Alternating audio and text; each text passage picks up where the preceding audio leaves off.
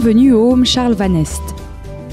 Ce centre d'hébergement, qui soufflera ses 40 bougies en 2016, accueille et encadre une trentaine de personnes porteuses d'un handicap léger à modéré.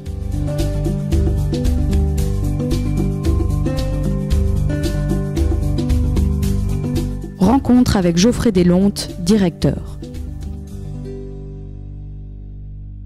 Le Home a été créé en 1976 et donc ça va faire 40 ans. Ben oui, 40 ans, c'est quand même 40 années d'investissement et d'accompagnement de nos résidents et de personnes porteuses d'un handicap.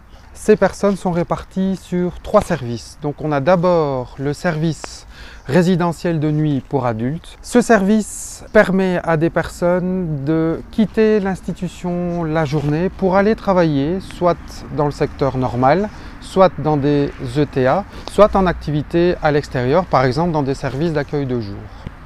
Le second service, c'est le service résidentiel pour adultes. Là, les personnes sont ici 24 heures sur 24 et participent à différentes activités la journée. Activités proposées par une équipe pluridisciplinaire composée d'éducateurs, éducatrices et ergothérapeutes. Et notre troisième service qui est ouvert depuis 3 ans, donc service de logement supervisé. Là, on regroupe 5 bénéficiaires et on ira voir d'ailleurs le fonctionnement de ces services. Mais là, c'est vraiment axé sur le plus d'autonomie possible et ils sont accompagnés par une équipe éducative qui passe le soir. Voilà, donc comme je vous l'expliquais tout à l'heure, nous sommes ici avec Francis dans une des 2 maisons de notre service de logement supervisé. L'objectif du service de logement supervisé, c'est d'accompagner nos bénéficiaires à atteindre un maximum d'autonomie. Que ce soit dans la vie de tous les jours, que ce soit dans la vie familiale, que ce soit dans la vie active.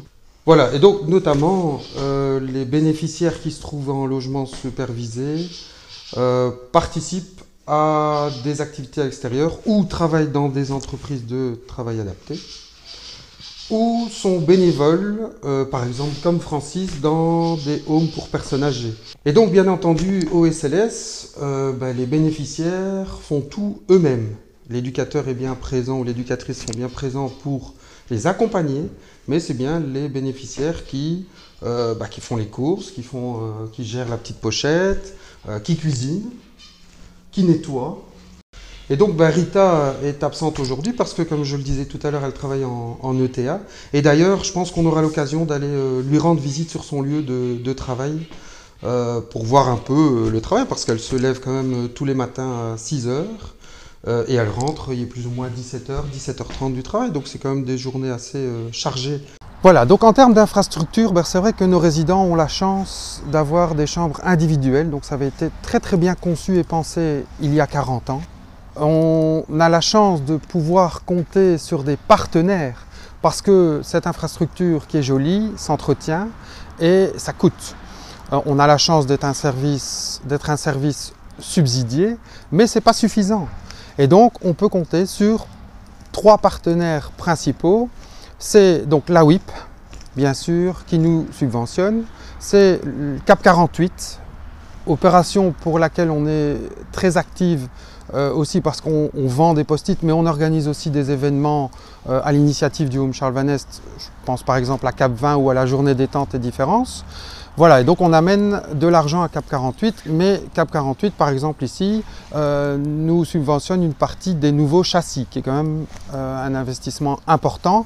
Et il y aura une récupération sur investissement parce qu'on espère consommer moins. Voilà, et en 3e partenaire qui est à la base de la création également, ce sont les mutualités chrétiennes, donc notamment la mutualité chrétienne Inno Picardie, sur laquelle on peut compter, que ce soit une aide logistique ou financière ou juridique. Voilà, donc on est vraiment en lien avec les mutualités chrétiennes. Pour encadrer nos résidents, on a une équipe pluridisciplinaire de plus ou moins 20 équivalents temps plein.